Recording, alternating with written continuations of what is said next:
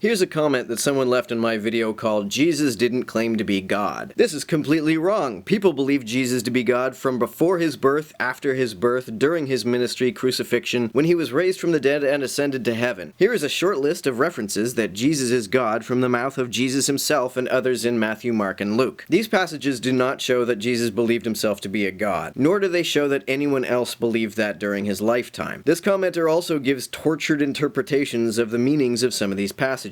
Matthew 2:11, Jesus is worshipped. You don't have to be seen as a god to be worshipped. Matthew 9:1-8, Jesus forgives sins. No, he doesn't. The passage says, when Jesus saw their faith, he told the paralyzed man, "Be courageous, son, your sins are forgiven." Jesus simply declares that the paralyzed man's sins were forgiven. Jesus is not claiming that he is the one who forgave them. Matthew 11:27, Jesus claims to be the only one who knows the Father, and he reveals him to men. He says, no one fully knows the Son except the Father, and no one fully knows the Father except the Son, and the person to whom the Son chooses to reveal him. Even if he were referring to himself when he uses the term the Son, saying that he is the only one who knows the Father is not the same as saying that he and the Father are in any sense the same entity. Matthew 12:6, Jesus claims to be greater than God's temple. No, he doesn't. He says, but I say unto you that in this place is one greater than the temple. That's clearly different from saying, I am greater than the temple. The idea that he is referring to himself is obviously not the simplest interpretation. Matthew 14:33, Jesus is worshipped. That doesn't mean he's seen as a god.